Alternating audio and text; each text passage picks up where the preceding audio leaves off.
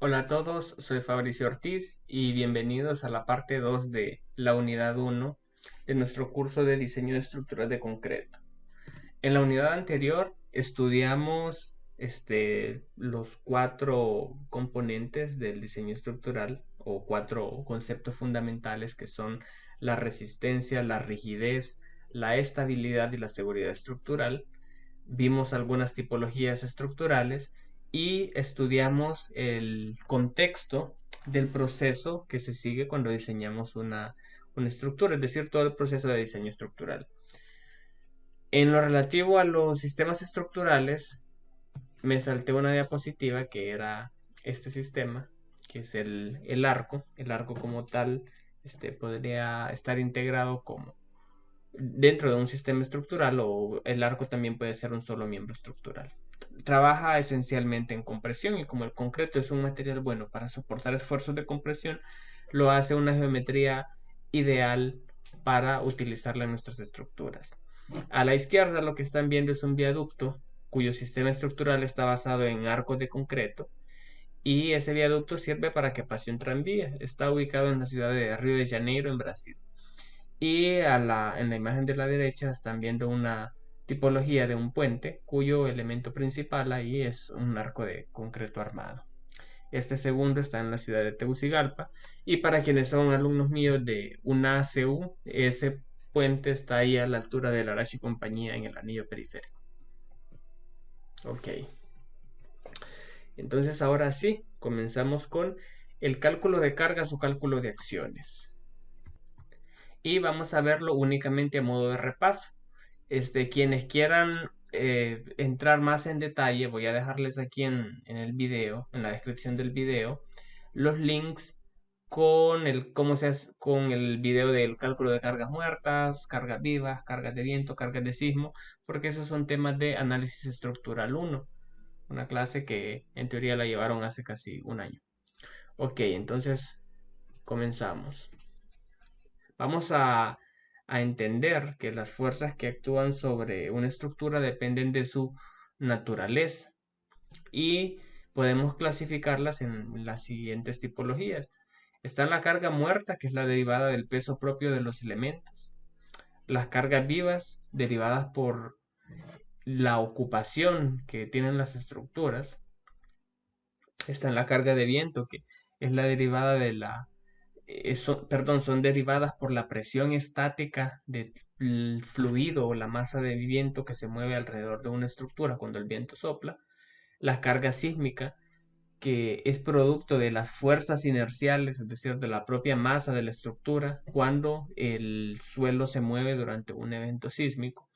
Están las cargas de presión lateral de suelo y las cargas de inundación. Las cargas de inundación, pues, es la presión estática del agua más la presión dinámica que genera la corriente de un fluido que se mueve con una velocidad determinada. Muy bien.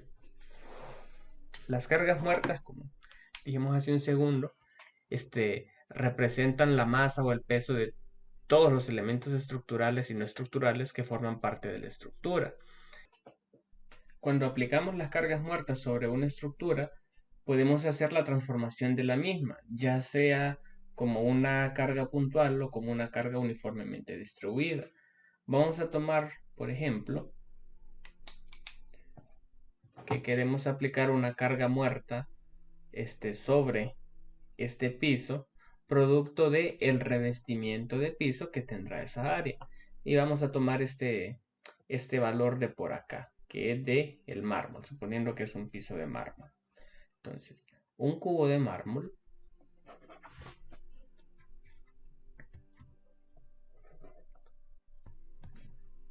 que tiene una masa o un peso de 2700 kilogramos por metro cúbico. Esto es un cubo, imaginemos que es de 1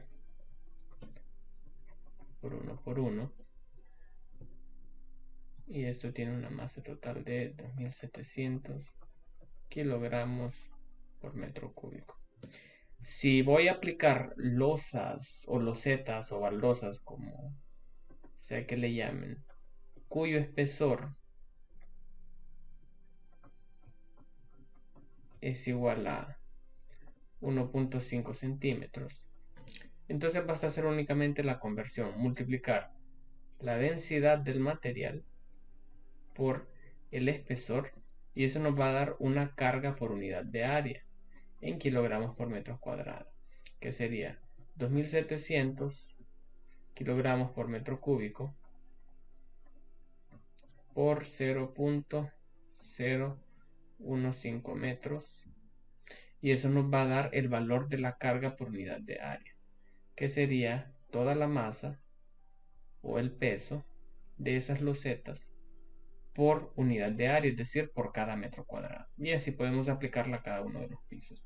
Si quisiéramos, por ejemplo, saber cuál es el peso total de una viga de estas, basta multiplicar el volumen de esa viga, es decir, el largo, por el área de la sección transversal, por la densidad, y vamos a tener la masa o el peso total de la viga. Entonces, las cargas muertas van a ser todas las estructuras permanentes, ya sean estas estructurales o no estructurales, dentro de nuestra edificación. Incluye el encielado, el peso de las paredes, las ventanas, puertas, baldosas, cerámicas, etcétera, etcétera. Las cargas vivas se refieren a el tipo de ocupación que va a tener una estructura y la intensidad de esa carga o la magnitud de esa carga viva, lógicamente, va a depender de la finalidad que tenga esa estructura. Para clarificar más este ejemplo, vamos a observar las imágenes que están en la esquina inferior izquierda. Abro un paréntesis acá, la carga viva pueden ser personas o también pueden ser objetos móviles. La carga viva siempre va a variar a lo largo de toda la vida de la estructura. ¿Por qué? Porque las personas van a entrar y salir, van a estar entrando y saliendo de la edificación, y el mobiliario móvil, valga la redundancia, como por ejemplo camas, roperos, librerías de estantes, en una biblioteca, por ejemplo, sillas, mesas, van a estar variando de posición a lo largo de toda la vida útil de la estructura. Ok, entonces, en la primera imagen, la de la izquierda, vemos una gran concentración de personas dentro de un metro cuadrado.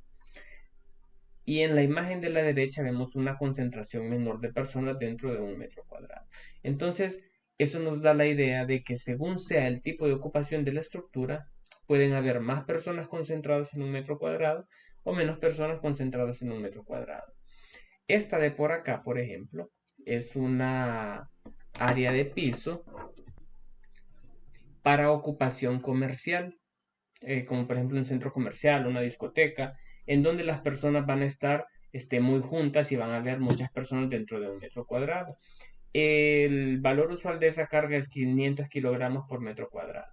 Y acá vemos un área básica de piso, un área básica de piso para una vivienda o un apartamento, en donde la densidad de gente por metro cuadrado es menor y por tanto la carga viva es menor.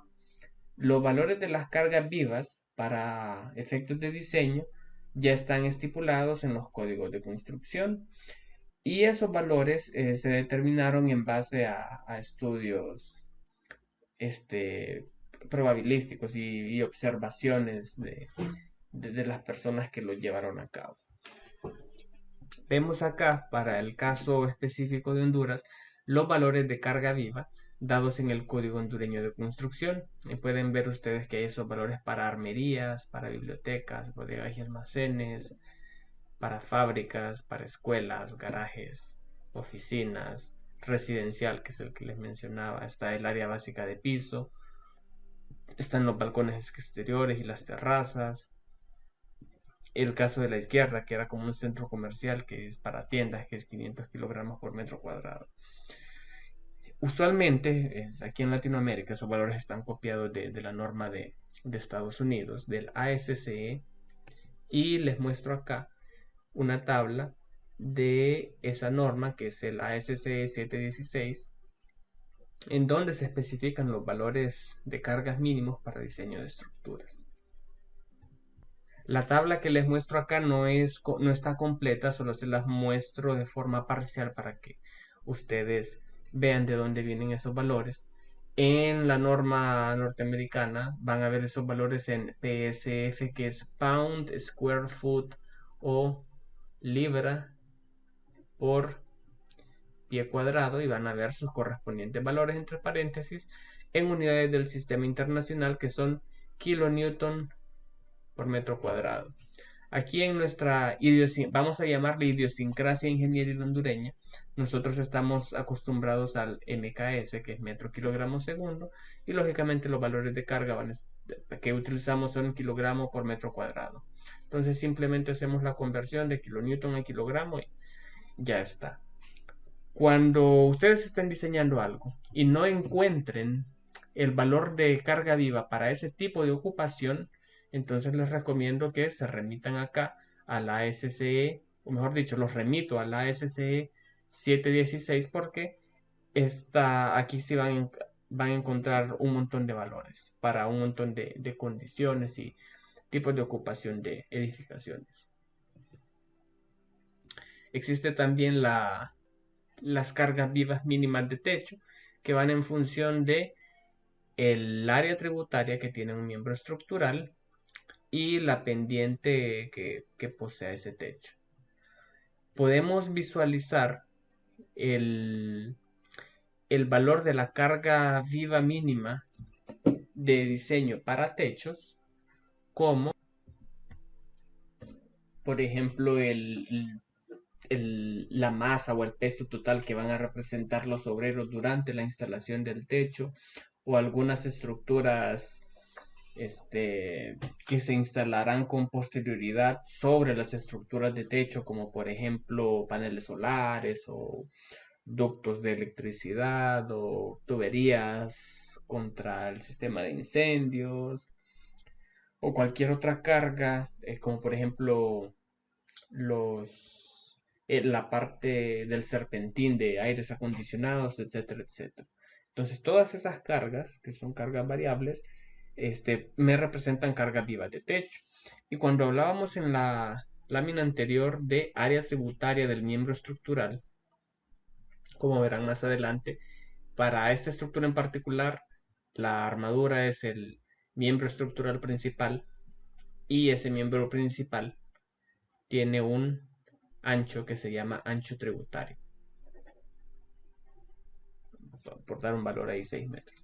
Entonces, en base a ese ancho tributario y a la inclinación del techo, nosotros podemos definir el valor de carga viva que debemos aplicar a ese miembro estructural mientras estemos en la fase de diseño, o para poder calcularlo. Vamos con las cargas de viento. Las cargas de viento se refieren a la presión estática equivalente que causa la acción del viento sobre las estructuras.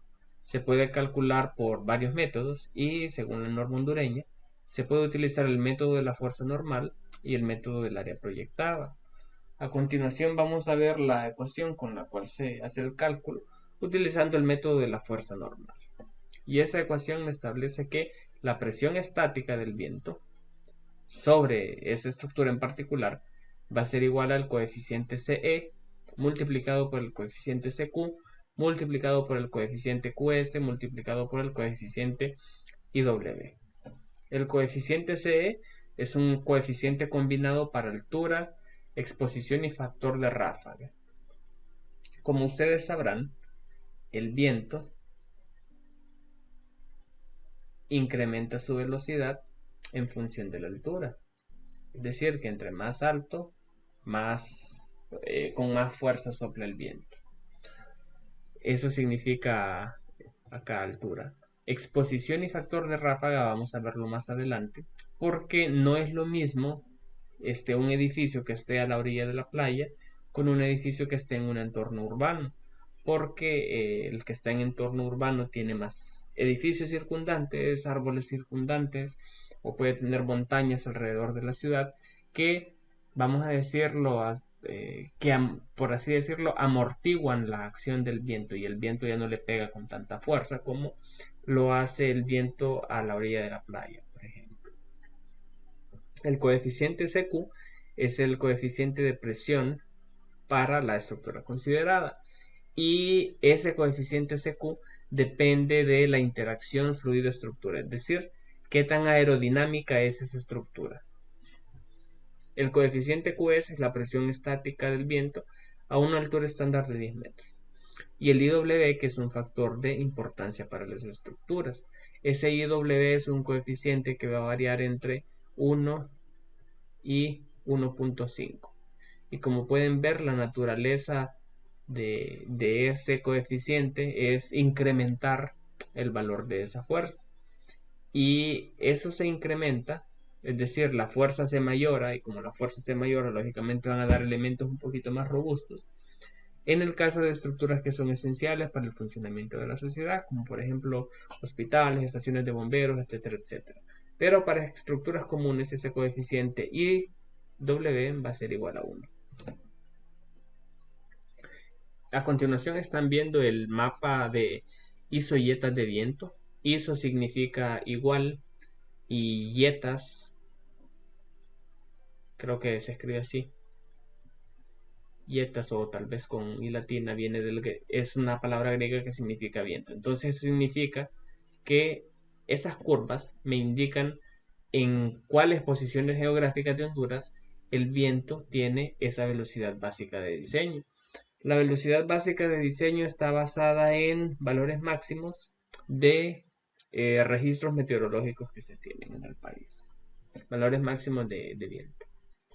Y para el caso de la ciudad de Tegucigalpa, donde está la UNACU, la velocidad básica de diseño para el diseño por viento es de 120 kilómetros por hora. El coeficiente QS, el que les comentaba, se escoge en función de la velocidad básica de diseño. Para el caso de Tegucigalpa, 120 kilómetros cuadrados, 120 kilómetros por hora, perdón. Entonces tomamos 120 kilómetros por hora y la presión estática del viento a la altura estándar de 10 metros es de 69.6 kilogramos por metro cuadrado. El coeficiente combinado para altura, exposición y factor de ráfaga se toma de esta tabla y vamos a entrar siempre con la altura promedio del edificio. Si es un edificio de 2 pisos, perdón que salió ahí medio chueco, puede tener una altura estándar de aproximadamente 6.10 metros. Vamos a entrar con ese valor acá. Se vale interpolar en las tablas. Si no está el dato que queremos, pues podemos interpolarla. O si quieren hacerlo de forma más simplista, vamos a decirlo, toman la cota superior y pues hacen el cálculo para la cota superior. Pero si el edificio fuera de 3 pisos, ese valor o de altura promedio sería aproximadamente 9.30. Ven, 930 no está ahí en la tabla, pero pueden tomar 10.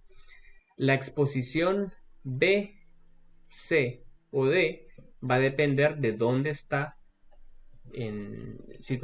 localizado su edificio. Y vemos acá las descripciones para cada una de las exposiciones.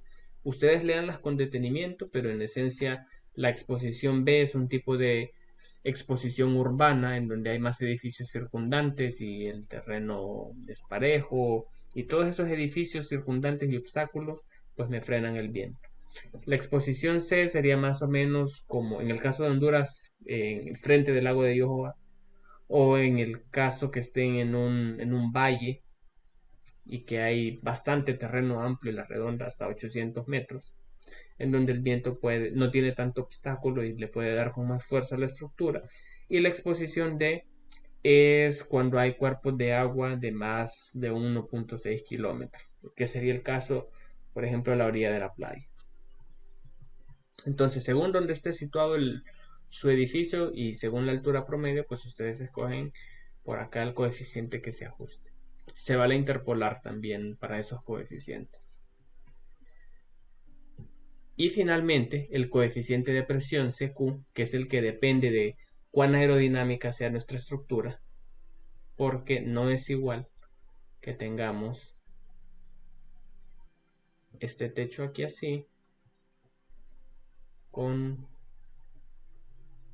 este otro techo por acá a una agua. En este caso el viento hace esto Y si esto es lo suficientemente inclinado, acá se me genera una presión sobre ese techo que se le llama techo de Barlovento, y acá se me forman unos flujos ahí turbulentos, y esos flujos turbulentos me causan un efecto de succión en esa agua del techo que se llama techo de sotavento. Al igual que hay techo de Barlovento y sotavento, también hay muro de Barlovento y sotavento. En el caso del techo a una agua inclinado, pues dependiendo de qué tanta sea la inclinación, nuestro flujo va a venir por acá. Y si el techo es bastante bajito, entonces el efecto que tendrá ese fluido de viento moviéndose no será de presión, sino de succión, va a tender a levantarme mi techo. Entonces, eso ustedes van a escogerlo acá de esta tablita, y en esencia ese es el método de la fuerza normal. Si se ven, las presiones o las succiones van aplicadas de forma perpendicular o normal al plano del techo y al plano del muro. Entonces ustedes seleccionan acá el valor de ese coeficiente en base a lo que se describe en la tabla, y ya tienen todos los elementos para calcular la carga de viento utilizando esta ecuación. Vamos con las cargas de sismo.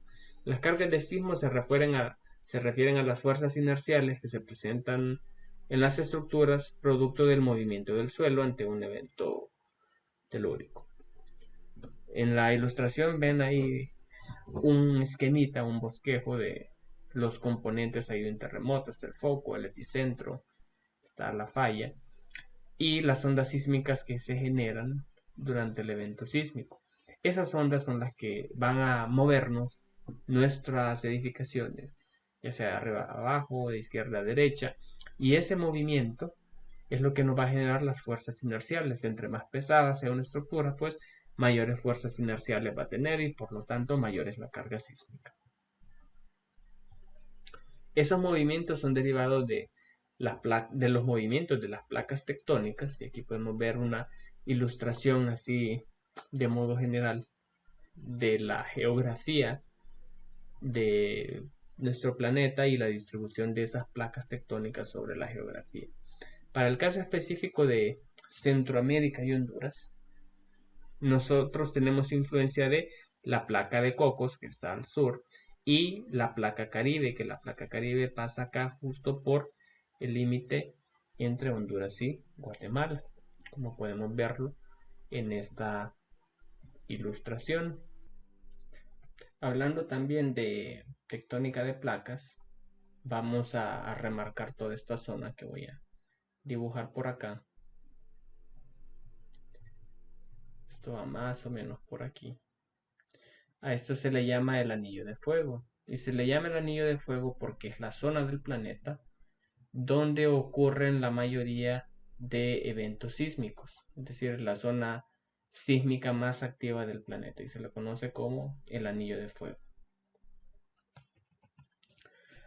Durante un evento sísmico van a generarse dos tipos de ondas: las ondas P o ondas primarias y las ondas secundarias. Las ondas P tienen la característica de viajar en el sentido longitudinal, comprimiendo y descomprimiendo el medio. Entonces su acción es comprimir, descomprimir, comprimir, descomprimir, y de esa manera viajan a lo largo de todo el medio, que es la corteza terrestre. Están las ondas secundarias, que pueden clasificarse en ondas S, y el movimiento de la onda S es esencialmente vertical, arriba a abajo. Y siempre dentro de las ondas secundarias están las ondas superficiales, que las ondas superficiales a su vez se subdividen en las ondas de Love y las ondas de Rayleigh. Y en la ilustración de la derecha pueden ver ustedes cuál es el efecto que generan cada una de estos tipos de ondas sobre nuestras estructuras. Para el caso específico, acá estamos viendo el ejemplo de una carretera. El tipo de onda primaria va a causar este tipo de falla porque comprime nuestra estructura, que es un elemento longitudinal, entonces genera ese tipo de fallas. La onda secundaria como tal, que solo tiene movimiento vertical arriba abajo, pues no va a generarnos ninguna falla. Y la que es más dañina para cualquier tipo de infraestructuras, entre ellas las carreteras y los edificios, son las ondas superficiales, porque van a crearme estas tensiones o esos esfuerzos de corte, tanto en el plano transversal como también en el plano longitudinal. Estas ondas de Rayleigh, estas se mueven como las olas, más o menos. Tienen ese comportamiento. ¿Cómo vamos a calcular las fuerzas inerciales o las fuerzas sísmicas para efectos de este curso? Vamos a utilizar el procedimiento de la carga estática lateral equivalente. Existen otros procedimientos también, que son los métodos dinámicos, y ahí hay un concepto que se llama el espectro dinámico de diseño, que tiene una forma más o menos así. Pero ese es un tema ya más de dinámica estructural y que van a verlo cuando ustedes lleven la clase de dinámica estructural. Como este curso es introductorio y el edificio que vamos a desarrollar a lo largo de la clase no tiene una altura mayor de 6 pisos o 30 metros, entonces el procedimiento de la carga estática lateral equivalente da buenos resultados, o por lo menos resultados aceptables para el nivel de cálculos que vamos a realizar. Para entender mejor el procedimiento de la carga estática lateral equivalente, vamos a utilizar un sistema de 3 grados de libertad que dibujaremos a continuación.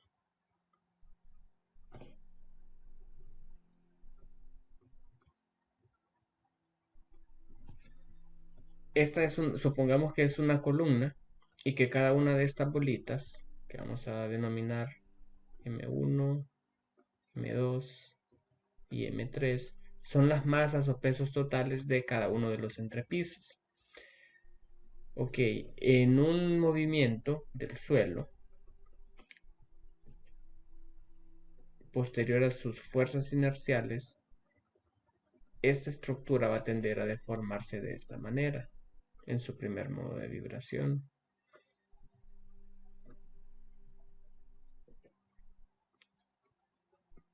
En una analogía o en un símil, nosotros necesitaríamos aplicar una fuerza lateral de las siguientes magnitudes a cada una de esas masas para desplazarlas en esta cantidad de desplazamiento. Entonces, como ustedes ven, para lograr ese desplazamiento o esa deformación, pues tenemos que aplicar una serie de cargas o de fuerzas que van creciendo en altura. Y ese es el principio básico del método de la carga estática lateral equivalente, porque vamos a sustituir la naturaleza dinámica de la fuerza, mejor dicho, del movimiento del suelo, que se traduce en fuerzas estáticas equivalentes aplicadas en cada uno de los grados de libertad de esa estructura, y que esos grados de libertad van a ser donde está concentrada la mayor masa de esa edificación, que en el caso de edificios pues es en la parte del entrepiso, y se calcula con la siguiente ecuación. B significa o representa el cortante basal, que es toda la fuerza sísmica en la base, que va a ser a la suma de todas estas, y es el coeficiente de importancia que habíamos visto anteriormente. C es un coeficiente numérico especificado por esta ecuación, y en esta ecuación ese valor de C depende a su vez de los coeficientes S y el coeficiente T. La T representa el periodo natural de la estructura y ese es el perfil de suelo sobre el cual está fundada esa edificación. W es el peso sísmico, es decir, las masas 1, 2 y 3 de nuestra edificación. Y RW es un coeficiente que pondera la disipación de energía de esa estructura. El periodo T podemos determinarlo a través de un análisis modal o estimarlo de forma aproximada utilizando esta ecuación, que va a ser igual a CT, donde CT vamos a elegirlo de cualquiera de estas tres opciones, según sea un marco rígido de acero, o un marco rígido de concreto reforzado, o marcos arrastrados excéntricamente o el resto de los edificios. Y HN es la altura total de nuestra edificación, eso elevado a los 3/4. Estamos viendo en pantalla el mapa de isoaceleraciones para la República de Honduras. Pueden ver ustedes que en la zona de Occidente los valores de aceleración son mayores que en la zona de Oriente. Y eso se debe a que, si ustedes recuerdan, el límite de la placa Caribe pasa más o menos por acá. Entonces, como estas zonas están más cerca de la zona de subducción es cuando una placa se mete debajo de la otra. Eso se le llama zona de subducción. Entonces, acá en esta región, que es en la unión de las dos placas, cuando se libera energía es de donde se inicia el terremoto. Pues cuando se desliza una respecto de la otra, se libera la energía que estaba acumulada ahí, y entonces eso es lo que produce el terremoto. Y en el mapa aquí se muestran los valores de aceleración del suelo que se esperan para cada una de las regiones de la geografía de Honduras. En el caso específico de Tegucigalpa podemos esperar un valor de aceleración entre 0.20 y 0.25. Ese coeficiente, que nunca va a ser mayor que 1, es la aceleración y está, vamos a decir, normada, y por normada entiendan el concepto matemático, así como cuando usaban vectores, que era cuando tenían una cantidad y lo dividían entre la norma. Entonces, en nuestro caso, esa norma es el valor de la aceleración gravitacional. Entonces 0.15 significa 0.15G, 0.20G, 0.25G.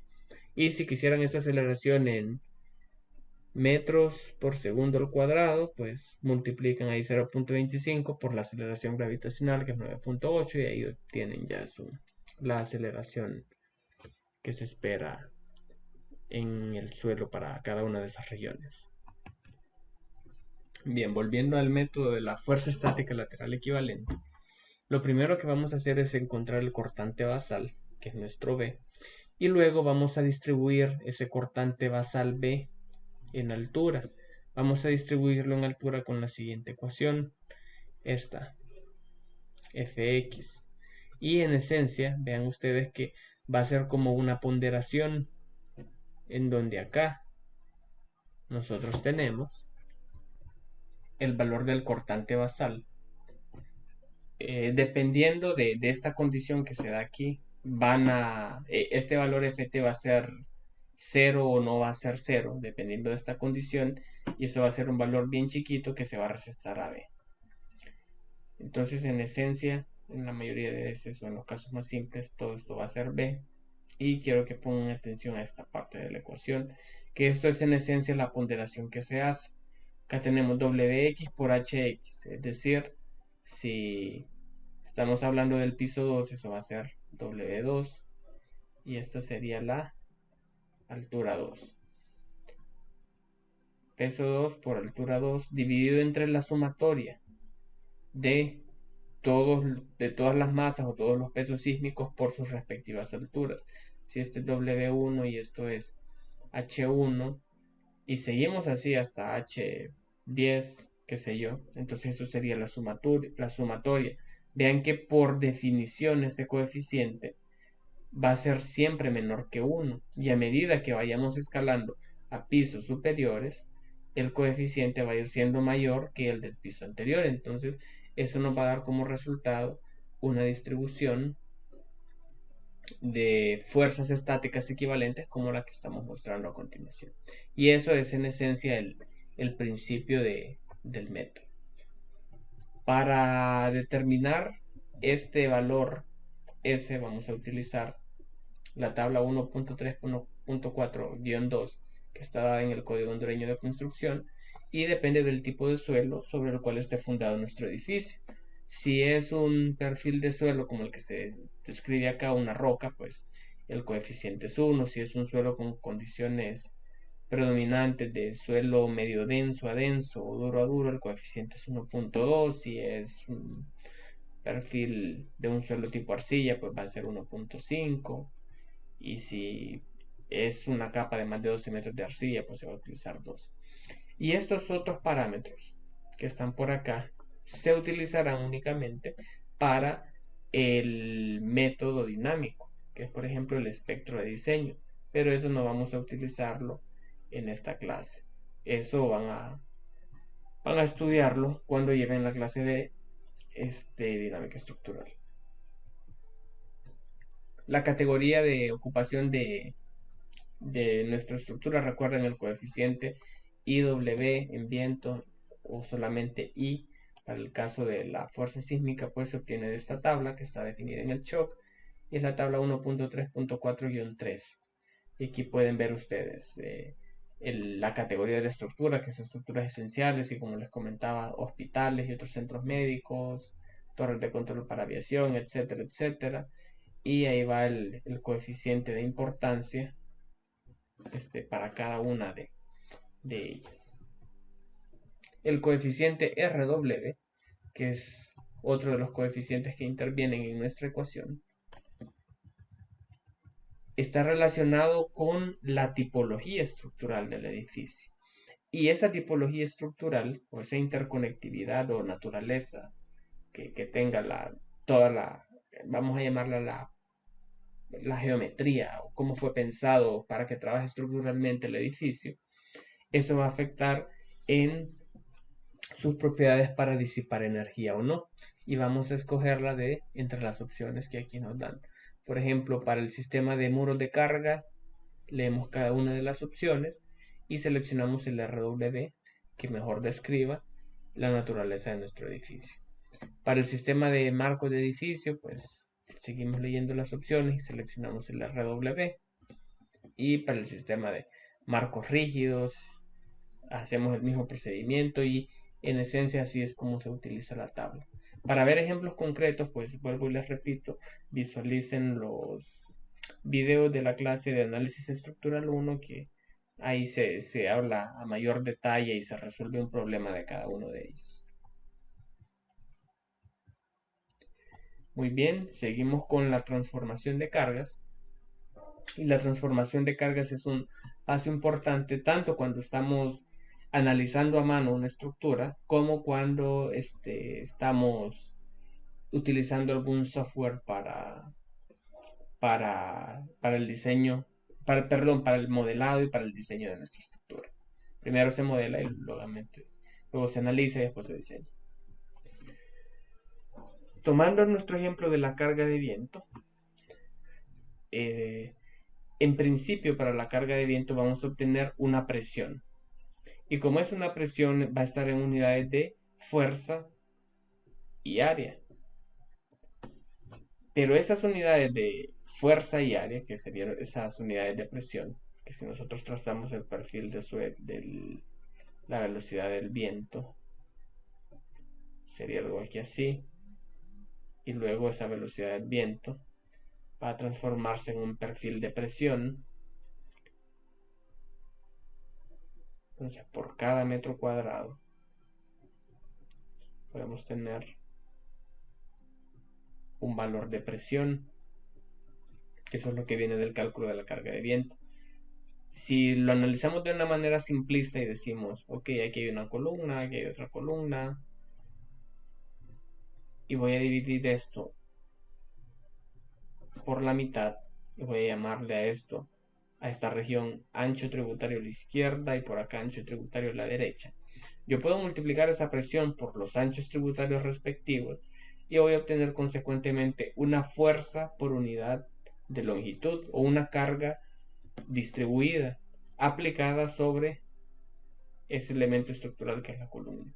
Y si multiplico, si quiero ser más simplista o simplificar más mi problema, puedo multiplicar esa carga por unidad de longitud por toda la longitud de esa columna y transformarla en una carga puntual. Solo que esa última transformación no es tan adecuada porque vuelvo mi modelo demasiado simple. Pero en esencia a eso se refiere la transformación de cargas. Vamos a verlo ahora aplicado a sistemas de entrepiso. En análisis estructural 1 estudiaron ustedes ya la relación de aspecto y cómo se transforman las cargas, o mejor dicho, cómo se transmiten las cargas, por ejemplo, de los entrepisos a las vigas que dan soporte a ese entrepiso. Vemos acá, por ejemplo, un sistema de 4 columnas con 4 columnas, perdón, con 4 vigas de borde y un voladizo, y el voladizo tiene sus respectivas 4 vigas de borde. Están dadas las dimensiones y pues para las dimensiones mostradas, que son 453, el sistema estructural va a cargar de esta manera. Nuevamente les repito, si tienen alguna laguna respecto de este tema, pues pueden visitar los videos de la clase de análisis estructural 1, que ahí se aborda a profundidad. Y en esencia, este panel carga hacia este lado o hacia esa viga. Este otro panel carga hacia esta viga. Este carga hacia esta viga de por acá. Este está esta viga de por acá. Y esta termina de cargar hacia acá. Y así cada uno de las variantes que vamos teniendo. Esta es diferente de la anterior porque se le eliminó esta otra viga de borde y pues la parte del voladizo está siendo sostenida únicamente por esta viga en voladizo y esta otra, y lógicamente la losa va a cargar de la siguiente manera. Esto carga hacia allá, esto hacia acá, esto hacia acá, y en el panel de aquí se mantiene. En el caso donde solo tenemos vigas de borde en el sentido longitudinal, pues la única forma que hay para que cargue de esta manera, mitad y mitad para cada lado. Las combinaciones de carga se refieren a la posibilidad de la ocurrencia simultánea de varias acciones. Y por varias acciones vamos a entender los tipos de carga. Acá, por ejemplo, en esta figurita, vean que aquí tenemos el peso o la masa propia del entrepiso, carga sobre las vigas de borde. Las vigas de borde a su vez transmiten las cargas a las columnas. Y la carga viva, es decir, todas las cargas de ocupación que son las personas y los mobiliarios que hay en esos espacios, transmiten su peso a la losa y consecuentemente la losa lo va a transmitir al resto de elementos estructurales. Ahí estaríamos hablando únicamente de cargas gravitacionales, cargas que van en el sentido de la gravedad. Pero imaginemos que en este instante comenzó a temblar y ese edificio va a estar expuesto a fuerzas laterales. Y por acá tenemos el modelo cuando tenemos, además de cargas gravitacionales, cargas laterales. Entonces las combinaciones de cargas se refieren esencialmente a la ocurrencia simultánea de varios tipos de cargas. Y esas cargas están dadas en las normas o los reglamentos de construcción. Las combinaciones de cargas que están viendo a continuación en esta tabla son las combinaciones de cargas para la filosofía de diseño LRFD, que vamos a ver más adelantito. Y lo que hace es ponderar la ocurrencia simultánea de diferentes tipos de cargas. Vean acá, por ejemplo, en esta segunda pondera la ocurrencia de carga muerta al mismo tiempo que la carga viva y la carga viva de techo. En esta otra considera la ocurrencia al mismo tiempo de la carga viva de techo y la carga de viento. Si se están preguntando acá qué significa S, esa S es de snow o nieve, que no aplica para el caso de Honduras en específico y países tropicales, y R es de rain, la carga de lluvia. La carga de lluvia es prácticamente despreciable y representa el peso de la lámina de agua que se forma cuando el agua está drenando en un techo. Entonces es prácticamente despreciable en la mayoría de los techos. Solo en bodegas que son absurdamente grandotas y que el techo tiene que ser casi plano, porque si no la pendiente sería muy alta, sería casi como otro piso, es que se considera eso. En las otras combinaciones de carga, vemos que considera la ocurrencia simultánea de la carga muerta, la carga de sismo y la carga viva. Y acá vemos cuál es la carga primaria para cada una de estas combinaciones. ¿Qué vamos a entender por carga primaria? Por ejemplo, acá, en la primera combinación de cargas, cuando la carga muerta es la mayoritaria de todas, pues va a regir esa combinación de cargas. Cuando la carga viva o la carga de ocupación es la que tiene mayor valor respecto a todas, pues va a regir el diseño de esta combinación de cargas. Pero al momento que nosotros hacemos el análisis, pues hay que hacer el análisis y el diseño para todas las combinaciones de carga. Otro concepto muy importante que debemos tener presente, y más a la hora de cuando estemos revisando la norma estadounidense, son los sistemas resistentes a cargas gravitacionales y los sistemas resistentes a cargas laterales. En la norma estadounidense siempre hacen esa referencia. Y vamos a ver ese concepto a través de dos ejemplos. Un sistema resistente a cargas gravitacionales únicamente significa que el sistema estructural como tal, y por sistema estructural vamos a entender la retícula de vigas, columnas, en el caso de un sistema reticulado, es que el sistema como tal puede transferir muy bien las cargas gravitacionales a la fundación y al resto de sus elementos estructurales, pero eso no necesariamente significa que el sistema como tal sea resistente frente a fuerzas laterales, que esas fuerzas laterales son, como ya vimos, derivadas de las cargas de sismo y podrían ser también las cargas de viento, dependiendo de qué tanta altura tenga nuestro edificio. Porque para el caso de edificios que son bajitos, la carga de viento pues no representa gran, gran solicitación o grandes complicaciones, pero la carga de sismo sí. Y a la derecha estamos viendo un marco estructural, que es un marco de momentos, y es un sistema estructural resistente a fuerzas laterales, es decir, que puede soportar fuerzas laterales dentro de cierto rango sin que la estructura colapse. Para entender mejor ese ejemplo, los invito a que le den clic al primer video que aparece aquí en la descripción. Denle clic al link y ahí ustedes van a poder ver una explicación con un modelo mecánico de un sistema resistente únicamente a fuerzas gravitacionales, que es este de la izquierda, comparado con un sistema resistente a fuerzas gravitacionales y fuerzas laterales. Entonces, después de que vean el video, les va a quedar más claro el concepto, porque esa es ahí una demostración.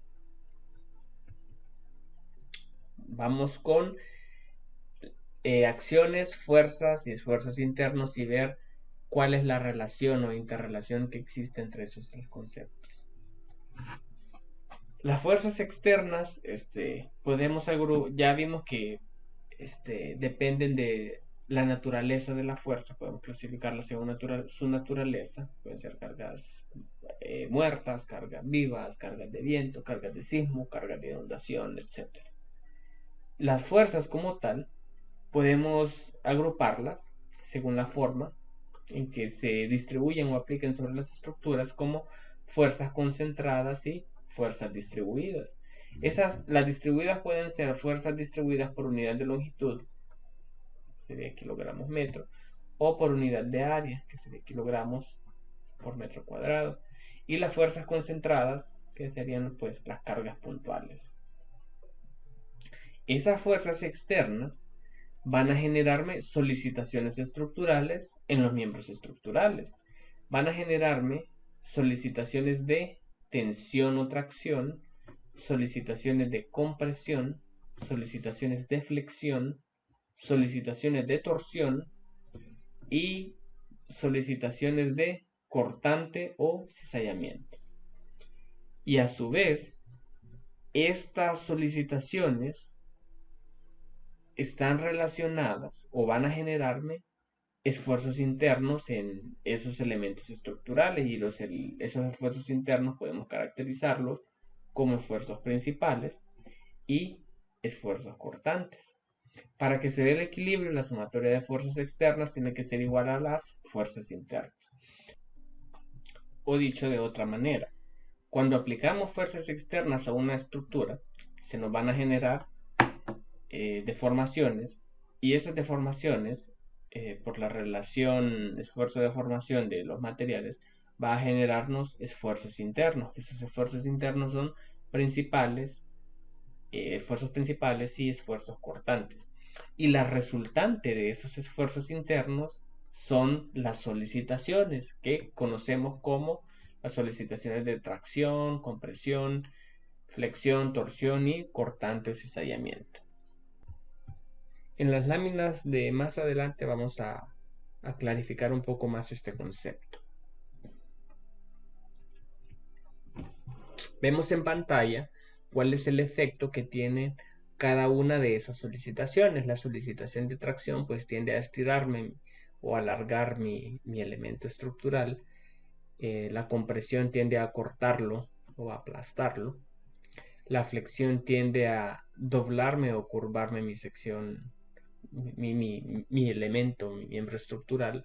La torsión pues a generarme este patrón, que es como retorcer nuestro elemento estructural, y el cizallante de cortadura pues a separármelo de esa forma. Entonces vean ustedes que esas son las acciones. Anteriormente el código ACI estaba estructurado de forma tal que se diseñaba para las acciones. Acá a la derecha muestro en pantalla el código AISC, que es el de acero, y les muestro el de acero porque en el de acero sí está bien ejemplificado. Vean, aquí dice diseño por tensión, diseño por compresión, diseño por flexión, diseño por cortante, diseño por esfuerzos combinados. Entonces vean que cuando aplicamos los procedimientos de diseño, según las normas, estamos diseñando para acciones o solicitaciones, y esas son las acciones o solicitaciones. ¿Por qué pongo acá el de acero y no el del ACI? Porque el ACI cambió, ya no se hace, o mejor, cambió la forma en que está estructurado. Ya no está estructurado en el diseño por solicitaciones, sino que está estructurado en el diseño por elementos estructurales, como lo vamos a ver más adelantito. Es decir, aquí no va a aparecer diseño por tensión, sino que le va a aparecer diseño de vigas. Y dentro de diseño de vigas van a estar todos los temas relacionados para el diseño de vigas, que lógicamente ahí va a estar flexión, torsión, cortante y todas lo que sea relevante para el diseño de vigas. Además que hay cierto tipo de elementos estructurales, como por ejemplo las losas, que sería diseño por flexión, pero flexión en dos direcciones, y los requerimientos para el diseño por cortante también, y así se va repitiendo. Entonces por eso el ACI se reestructuró y organizó el contenido para el diseño por miembros estructurales, pero no por tipos de solicitaciones como estaba hasta la edición del 2011. Ahora vamos a ver de forma más detallada la relación existente entre fuerzas externas, solicitaciones y fuerzas internas. Y como ejemplo tenemos el edificio que vamos a estar diseñando en la clase. Ese edificio va a estar sometido a cargas laterales de sismo, y a las cargas gravitacionales, que van a ser las cargas vivas y las cargas muertas. Estas cargas, cuando las aplicamos al edificio, van a generarme deformaciones unitarias, y lógicamente por la relación esfuerzo de formación de los materiales, para esas deformaciones unitarias en cada uno de los miembros estructurales vamos a tener las componentes de esfuerzos. Esos esfuerzos van a ser esfuerzos principales, es decir, en las direcciones X, Y, Z y esfuerzos cortantes en cada una de las caras de un elemento cúbico infinitesimalmente pequeño de material. Para ello vamos a recordar algo que aprendieron en resistencia de materiales 2 o mecánica de materiales 2, y es el tensor de esfuerzos. Cuando tenemos un cuerpo sometido a un sistema de fuerzas externas, esas fuerzas externas generan una deformación externa y, lógicamente, esa deformación externa toda es la suma de un montón de deformaciones internas muy pequeñas dentro del material. Y para considerar esas deformaciones internas tomamos un cubo infinitesimalmente pequeño y en cada una de sus caras nosotros vamos a tener el esfuerzo principal, que es el esfuerzo normal o perpendicular a esa cara, y las otras dos componentes de esfuerzo pues son los esfuerzos cortantes. A esto se le llama estado tensional de una partícula infinitesimalmente pequeña de material. Vamos a hacer un vínculo ahora de la relación de ese estado tensional que está representado acá por este tensor o por esa matriz que contiene las componentes, cada una de las componentes de esfuerzo, con estas solicitaciones. Y pensemos en esta viga. Esta viga está sometida a momento flector y en ese momento flector vamos a tener momento flector negativo acá en la unión con las columnas porque es una conexión monolítica, y momento flector positivo. Si hacemos un trazo de la sección transversal,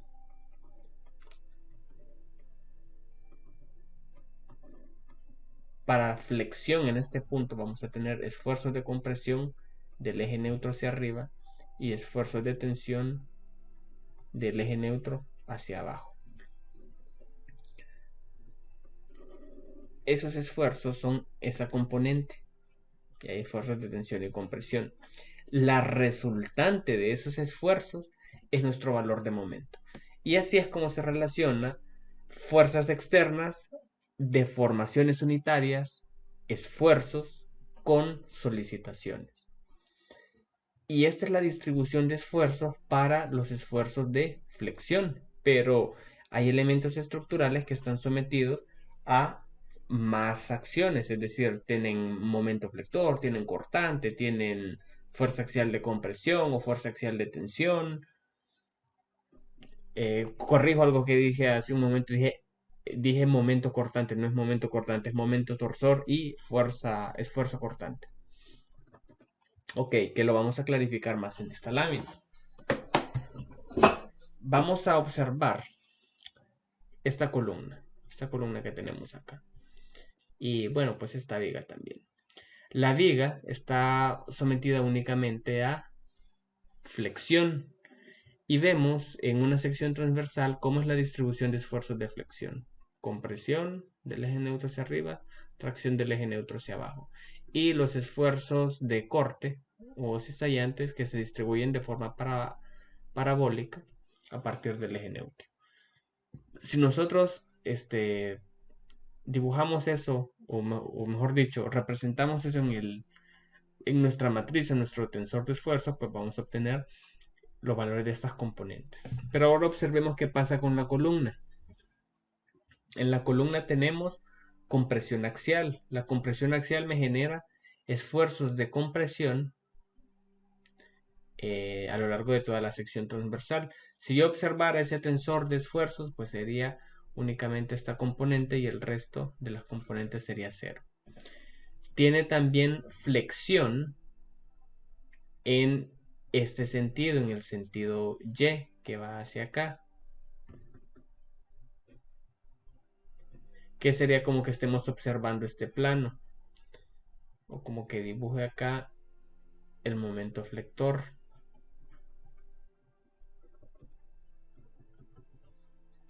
Entonces hay flexión en ese plano. La flexión en ese plano pues, va a tener esfuerzos de tensión y compresión, que puedo representarlos acá también dentro de mi tensor de esfuerzos.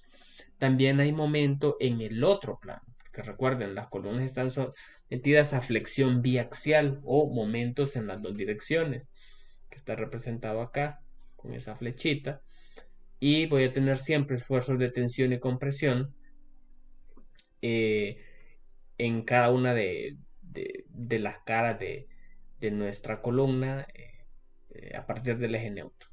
Si yo combino esos dos esfuerzos o estas dos distribuciones de esfuerzos de flexión en ambos sentidos, pues voy a obtener algo bien parecido a esto.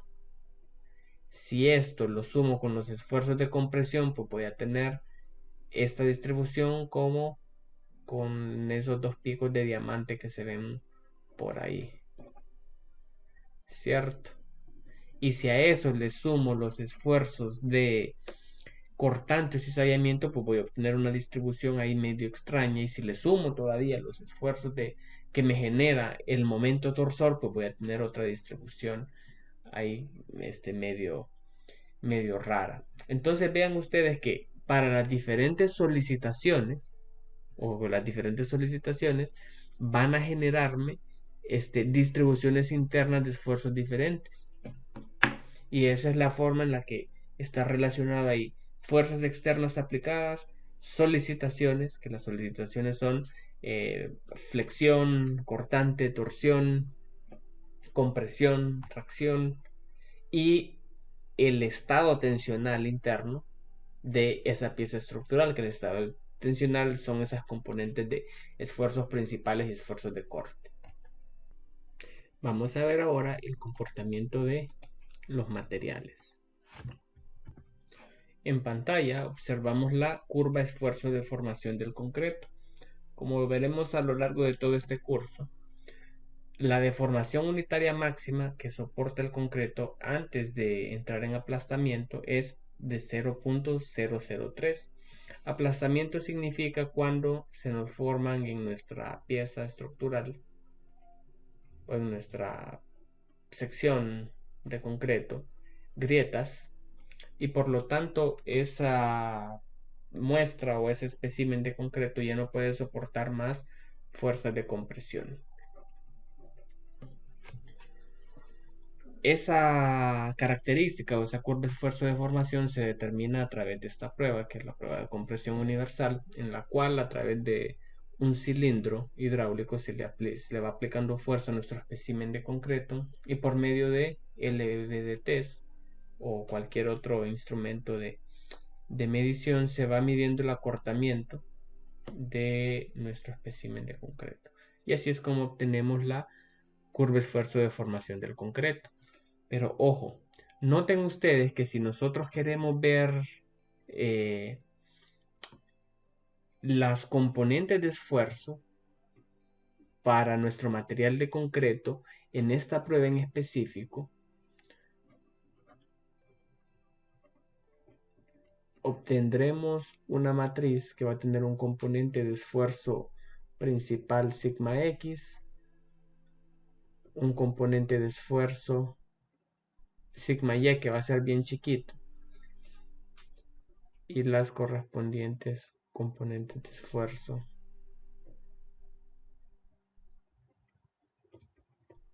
que este otro sería 0. Entonces en la sección transversal de nuestro concreto ahí tendríamos todos esos valores de esos esfuerzos normales de compresión, que son los esfuerzos principales, y este valor, el sigma y, que sería transversal en el otro sentido, es súper pequeño. Entonces esta curva de esfuerzo de formación es prácticamente cuando nuestra pieza de concreto está sometida a esfuerzos únicamente en una dirección, es decir, acá en la dirección vertical. Pero por ejemplo, ¿qué pasa en una columna? Que mis esfuerzos no son únicamente en la dirección vertical, sino que ya vimos que a través de flexión en un eje o en el otro, o la torsión, se me pueden generar estas otras componentes de esfuerzo con valores muy grandes. Bien, hay algo que se llama estado multiaxial o combinación de esfuerzos, y está descrita por esta envolvente. Vean ustedes que esa envolvente tiene más o menos forma parecida como que nosotros tracemos la curva esfuerzo de formación en un eje que tiene un comportamiento parabólico, que eso sería más o menos esta. Upa, lo borré por error. Solo que rotada 90 grados aproximadamente, que nos da esta. Y lo mismo para el otro eje, es decir, ahí vamos, sería como que estuviéramos aplicando una fuerza axial de compresión en dos ejes y ahí obtenemos esa envolvente de esfuerzos. Lógicamente, si cualquier esfuerzo aplicado, puede ser cualquier combinación de estas, a un punto infinitesimalmente pequeño, un cubito infinitesimalmente pequeño dentro de ese material de columna, si eso cae fuera de ese envolvente, pues va a significar la ruina del material, y si se ruina el material, ya se fue a la ruina de la columna. Pero si esa resultante de esfuerzos cae dentro de ese envolvente, pues estamos en una zona segura y no hemos agotado la resistencia del material. A eso se refiere. Como el curso es concreto reforzado, también necesitamos considerar la curva de esfuerzo de formación del acero, que va a ser de las barras de acero de refuerzo que vamos a colocar. Entonces, nuevamente, estamos viendo acá una curva de esfuerzo de formación, solo que esta vez para el acero, y que fue determinada en una prueba similar a la anterior. En la prueba del acero, en lugar de comprimir, pues lo que se hace es que se jala un espécimen o una probeta, se le llama también, de acero. Y se va midiendo su elongación y la fuerza aplicada y se traza la curva de esfuerzo de formación. Pero ojo, esa curva de esfuerzo de formación es unidireccional, es decir, que en la sección transversal de ese espécimen se están aplicando únicamente esfuerzos de tensión, y si vemos nuestra matriz de esfuerzos o nuestro estado tensional, vamos a ver únicamente que este valor de por acá, el esfuerzo principal que va en ese sentido, es el que tiene el mayor valor, y el resto van a ser casi cero o van a ser muy pequeños. Este otro de acá no es 0,0 exacto por la relación de Poisson, que significa que si yo estoy estirando un material en un sentido, en el otro lado se está comprimiendo, entonces esa pequeña compresión me genera un poquito de esfuerzo, pero ese valor es relativamente pequeño o casi insignificante comparado con este otro. Una vez que ya clarificamos eso, vamos a pasar a las filosofías de diseño. Existen dos filosofías de diseño, la ASW y la LRFD. La ASW, que viene del acrónimo Allowable Stress Design, o método de los esfuerzos admisibles. Y está el LRFD, que es Load and Resistance Factor Design, o diseño por factores de carga y resistencia. Cabe mencionar que estas dos filosofías de diseño están dentro de algo que se llama diseño por resistencia, que el diseño por resistencia lo que busca es que la resistencia de cualquier pieza estructural sea mayor que la carga aplicada. Aquí R es de resistance y L de load. Es lo que se busca en el diseño por resistencia, que la resistencia de la pieza sea mayor que la carga, es decir, que aguante más de lo que se le está solicitando. Y en ese objetivo es que están las dos filosofías, que es la de el método de los esfuerzos admisibles y el diseño por factores de carga y resistencia. Vamos a ver qué involucra cada uno de ellos. Entonces, en la filosofía, Load and Resistance Factor Design, o LRFD, toma en cuenta la incertidumbre de las cargas actuantes, las imperfecciones inherentes del material, las simplificaciones del análisis estructural y las imperfecciones geométricas.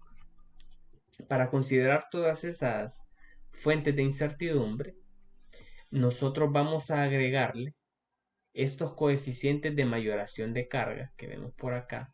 Recuerdan, son los 1.6, 1.2 que mirábamos en nuestra tabla de combinaciones de carga. Y cuando nosotros hablemos de la resistencia nominal de una pieza, que como veremos en la unidad 3 vamos a hablar mucho del phi-mn o momento nominal resistente de una viga. Este coeficiente phi es un coeficiente siempre menor que 1.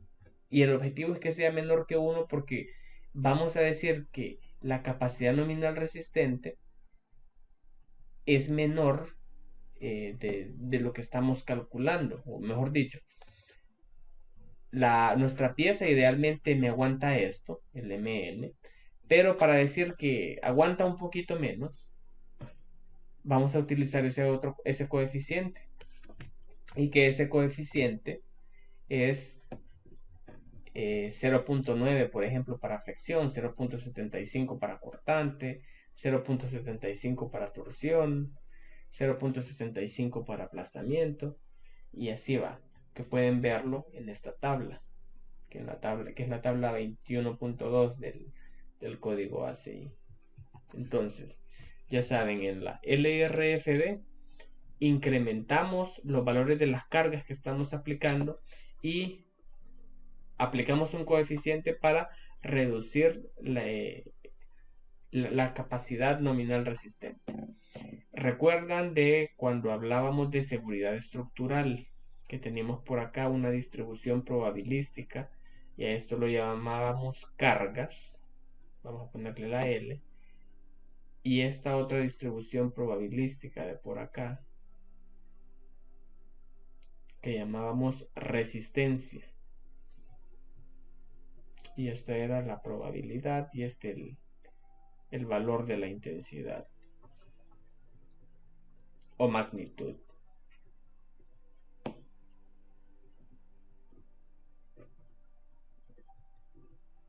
Entonces, si esta es mi carga normal y yo aplico un coeficiente 1.2, por ejemplo, es como que le haga un offset a esa campana. Piensen en un offset.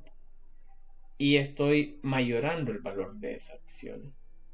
Y si yo aplico un coeficiente de reducción a la capacidad resistente, es como que le haga un offset, pero el offset ya no es hacia afuera, sino que hacia adentro. Digo, ok, mi resistencia nominal, o la que yo voy a creer que tiene, es menor. Y así yo obtengo entonces ese gap o esa distancia de seguridad, que eso puede ser, o podemos expresarlo como un factor de seguridad. Entonces, en esencia, esa es la filosofía, valga la redundancia, de la filosofía LRFD: incrementar las cargas, reducir la capacidad resistente para obtener esa distancia o esa diferencia, que sería nuestro factor de seguridad. Y estamos visualizando acá las combinaciones de carga. Ahora bien, en la filosofía de diseño, ASW o método de los esfuerzos admisibles es igualita cuando ustedes llevaron su curso de mecánica de suelos o diseño de cimentaciones. Recuerdan que siempre dividían todo. Esta era la capacidad nominal resistente, vamos a llamarla phi-Pn, y lo dividían entre un factor de seguridad. Entonces el factor de seguridad lo que les dice es, por ejemplo, si nuestro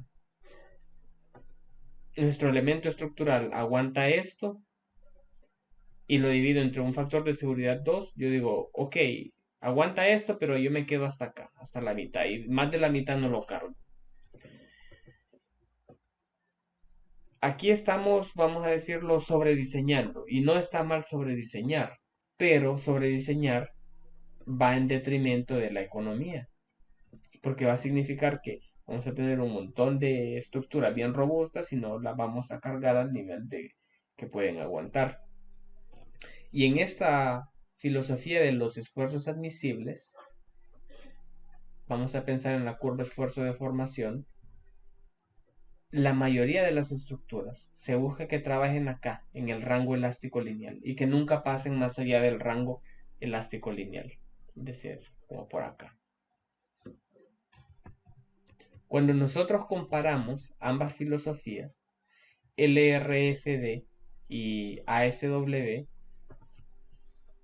pues vamos a darnos cuenta que el LRFD es menos conservador que el ASW. Esta es la misma grafiquita que hice dos láminas atrás. Vean, solo que ahorita no está en términos de esfuerzo de formación, sino que carga, la carga máxima que puede aguantar cualquier elemento estructural. Vamos a poner el ejemplo una columna. Y este otro es el desplazamiento. Por acá. Y esto que tenemos acá es el límite o la resistencia máxima que puede darme una pieza. En la metodología ASW o esfuerzos admisibles, procuramos que siempre esté trabajando en el rango elástico lineal y que nunca se pase de ahí. Mientras que en la metodología LRFD incursionamos en el rango no lineal.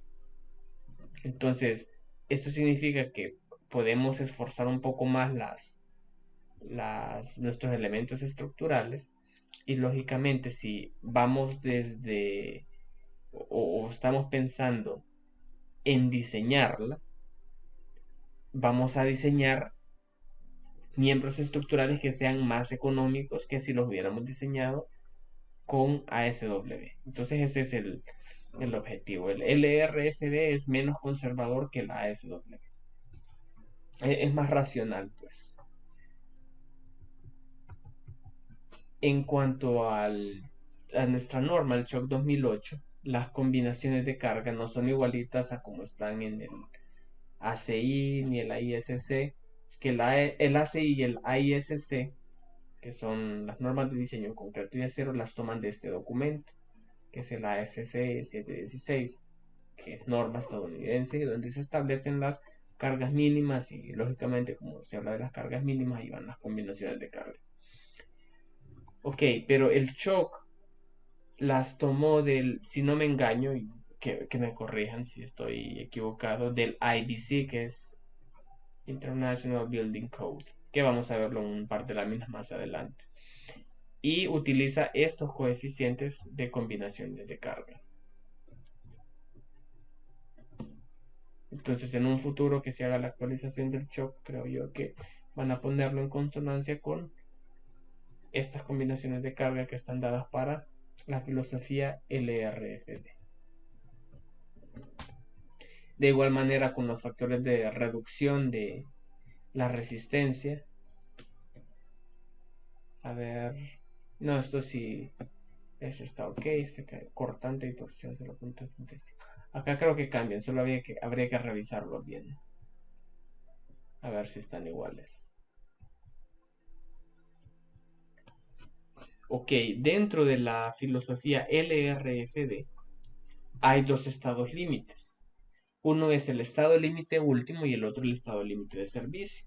El estado límite último se refiere a la resistencia última de la estructura y a la estabilidad.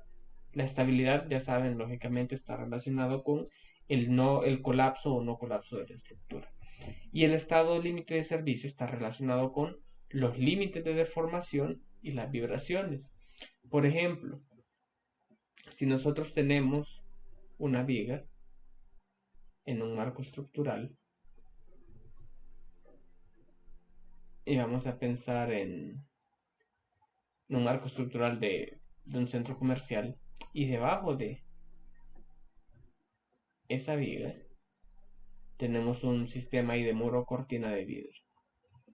Y como es centro comercial, va a haber mucha gente caminando por acá en algún momento de la historia, tal vez diciembre. Esa carga viva va a generarme una deflexión. Si esa deflexión es demasiado grande, va a comprimirme mucho mi muro cortina y puede quebrarme mi muro cortina, puede dañarme. Esa deflexión grande no significa que la viga se va a caer, sino que simplemente tiene una deflexión producto de la carga. Aunque la viga no se caiga, y solo tengo una deflexión grande, me cumple mi estado límite último, pero no me cumple mi estado límite de servicio. Entonces el estado límite de servicio, ya saben, está relacionado con las deflexiones máximas permitidas en una estructura, y el estado límite último, pues relacionado con la resistencia final de la pieza. Estas dos condiciones son inherentes a la filosofía de diseño LRFD, o diseño por factores de resistencia y carga. Eso es en cuanto a diseño general. Y en cuanto a... Vamos a tocar un poquito, así solo por encimita, diseño sísmico. Recuerden, las cargas sísmicas son cargas laterales. Ahí en los años recientes se ha desarrollado un concepto llamado diseño basado en desempeño, o performance-based design. Y lo que se busca es que nuestras estructuras que diseñemos incursionen en el rango inelástico. Y cuando nuestras estructuras incursionan en el rango inelástico, hay un concepto ahí que, que se le llama ductilidad.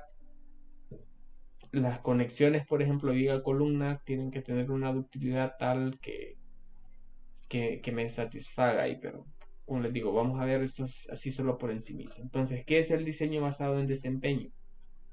Es una metodología de diseño estructural que evalúa cómo se comportará una estructura cuando esté sometida a una variedad de condiciones asociadas con los eventos de riesgo potenciales.